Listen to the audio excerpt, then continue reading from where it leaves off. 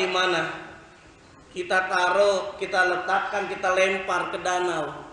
Kemudian air danau kita aduk, kemudian air danau yang jernih itu kita minum. Saya tanya, kira-kira airnya asin atau tidak, Pak? Hah?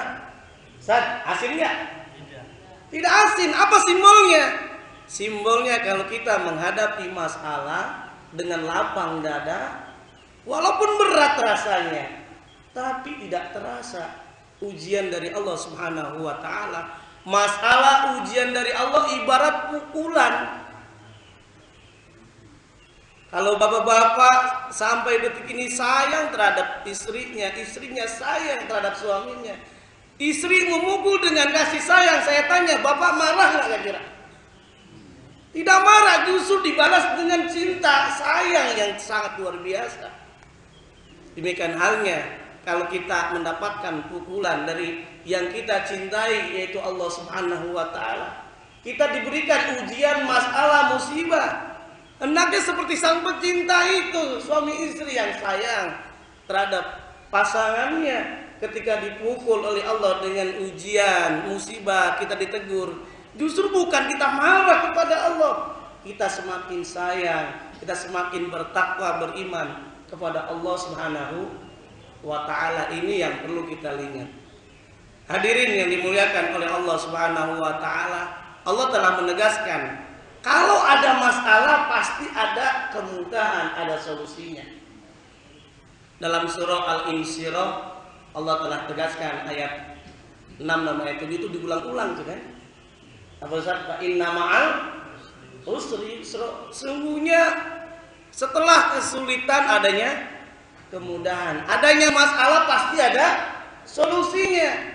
Solusinya, ada masalah pasti ada solusinya. Allah berikan kemudahan. Coba kita renungkan, bapak-bapak, ibu-ibu semuanya, masalah itu seperti gembok. Kalau tadi saya ilustrasikan garam, ya kan? Ilustrasikan dengan pukulan. Satu lagi ini masalah itu ibarat gembok.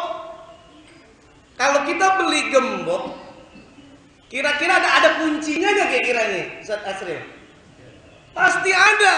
Tidak mungkin kalau kita beli gembok nggak ada kuncinya. Nggak mungkin kalau Allah berikan masalah, ujian, cobaan kepada kita, kalau tidak Allah berikan solusinya. Wa may yattaqillaha yaj'al lahu makhraja wa yarzuqhu min haitsu la yahtasib. Itu dalam surah At-Tolak ayat 2 sampai ayat 3. Barang siapa solusinya cuma bertakwa, beriman kepada Allah. Wa may yattaqillaha yaj'al lahu makhraja. Allah akan berikan kita jalan keluarnya. Wa yarzuqhu min haitsu la yahtasib, dan Allah akan berikan rezeki kita yang tidak dikira-kirakan. Pada ayat ketiganya Allah telah tegaskan, wa may yatawakkal 'alallah fa huwa hasbuh. Barang siapa yang bertawakal kepada Allah, maka Allah akan cukupi. Abu Bakar As-Siddiq, salah seorang sahabat Rasulullah, pernah menghadapi masalah, ingin menghukum terpidana, ingin memvonis. Ketika ingin memvonis, rupanya Khalifah Abu Bakar diludahi sama orang yang terpidana itu. Akhirnya Khalifah Abu Bakar itu nggak jadi, Pak, memutuskan hukum perkara. Dia bilang, mohon maaf, saya tidak bisa memutuskan karena saya sedang marah, sidang ditunda.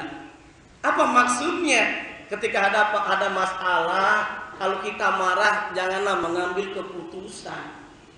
Karena kalau marah mengambil keputusan, berapa banyak yang keputusannya itu salah, karena dengan bukan tulus tetapi dengan emosi.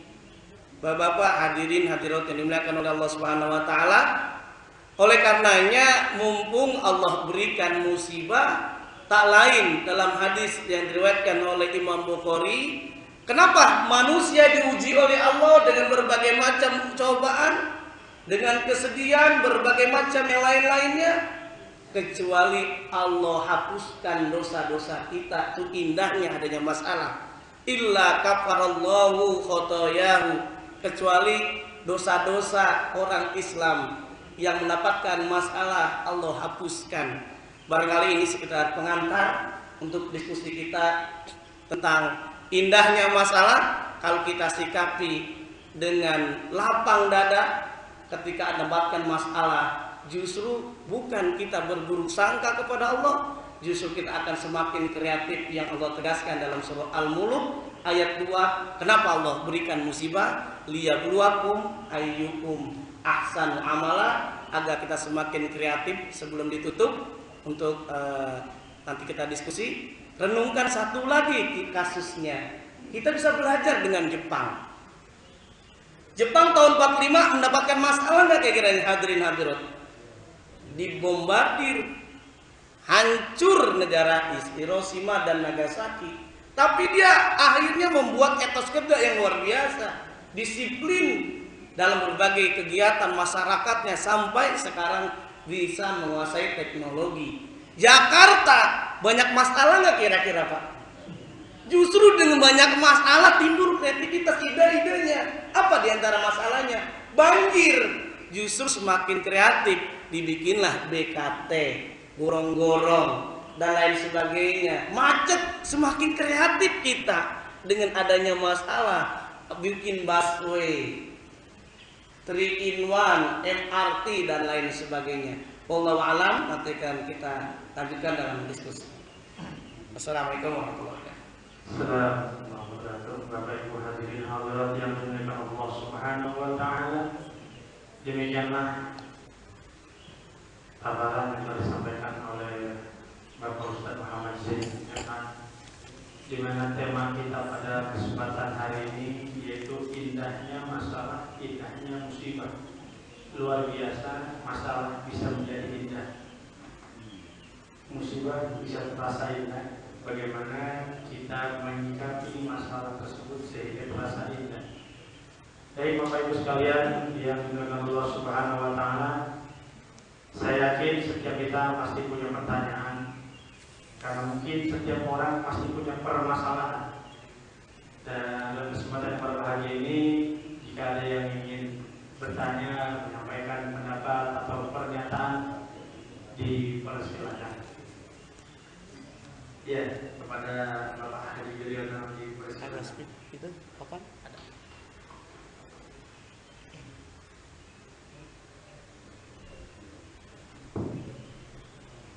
Assalamualaikum warahmatullahi wabarakatuh. Waalaikumsalam warahmatullahi wabarakatuh. Semoga bapak-bapak dan keluarga bapak sehat-sehat. Juga bapak-bapak dan ibu sekalian. Apa yang bapak sampaikan tadi sangat menarik sekali. Sangat menarik sekali. Terutama mengenai masalah tadi. Masalah itu bisa terjadi pada waktu orang itu dewasa, ya. Kemudian mulai tua dan satu. Dan dewasa misalnya sekolahnya agak maju, dewasa misalnya dia tidak dapat pekerjaan, ya. Kalau sudah tua dia tidak bisa jalan, tidak ada uang untuk rumah sakit, ya. Jadi orang itu, manusia itu mempunyai masalah pada waktu-waktu mereka itu berumur, dewasa, tua dan sangat tua. Untuk itu kita harus mendekatkan pada Tuhan. Bagaimana? Kemudian kita masuk pada akar masalah. Pertama, bagaimana agar tidak ada masalah? Tadi ada masalah, tadi ada dewasa, muda, tua, ada masalah. Sekarang bagaimana agar tidak ada masalah? Hendaklah sesuai dengan surat Ar-Ra'd 28, Pak Ustaz. Ya. Kita selalu ingat pada Allah, Ustaz. Selalu ingat pada Allah. Pada waktu kita berjalan, pada waktu kita tidur, pada waktu kita segala sesuatu ingat pada Allah. Dengan ingat pada Allah kita akan tentram hati kita. Jadi orang bilang, kok kamu tentram hatinya? Ya tentram. Tentram karena ingat pada Allah. Tentram bukan karena punya mobil 3. Tentram karena bukan rumahnya banyak. Tentram karena ingat pada Allah. Arah itu benar. Sesudah kita ingat pada Allah ada 28.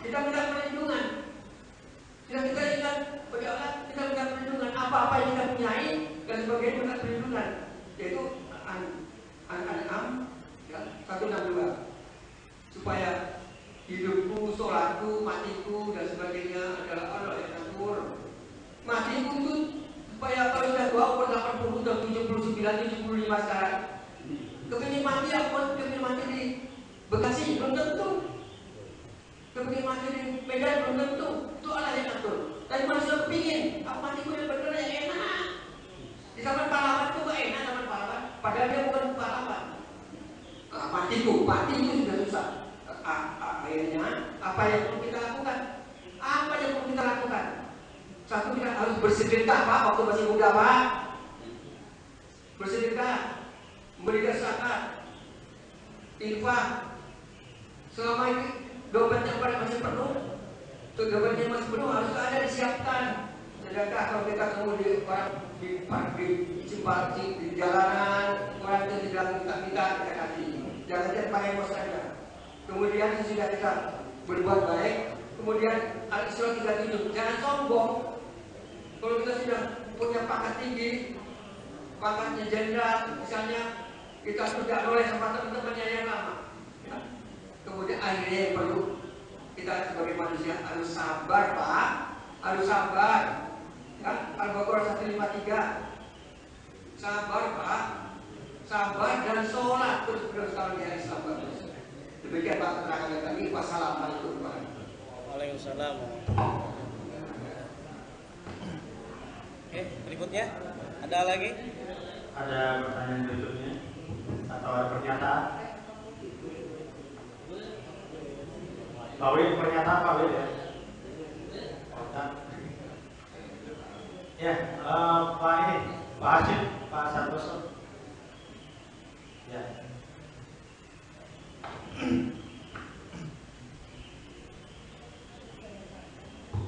Assalamualaikum warahmatullahi wabarakatuh.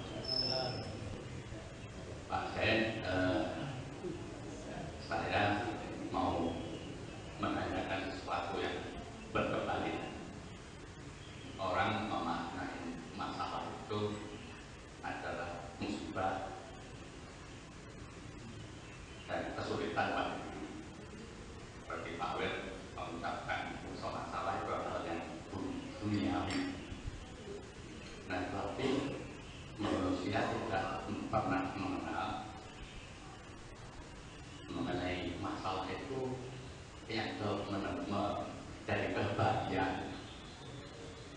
Itu yang mesti harus kita pahami, karena para aulia kita ini baik dalam hadis, Al-Quran dan sejarah ada contoh-contoh orang bukan dapat masalah tapi mencari masalah. Karena Ibrahim selalu mencari masalah, tapi yang menyelesaikan Allah Subhanahu wa Ta'ala. Kedua, berhadir Al-Zailani dan lain-lain sebagainya. Nah, itu apa maknanya Pak di dalam masalah yang dimaknai sebagai musibah dan masalah karena kebahagiaan? Karena Allah juga menyebutkan di dalam surat An-Nisa 79 itu bahwa kebahagiaan itu kenikmatan dari Allah dan keburukan adalah ulah manusia sendiri. Terima kasih. Assalamualaikum warahmatullahi wabarakatuh. Oke, baik. Bapak Ibu semuanya, ini tambahan materi dari Ustadz Diryono nih ya. Tapi saya akan coba ulas.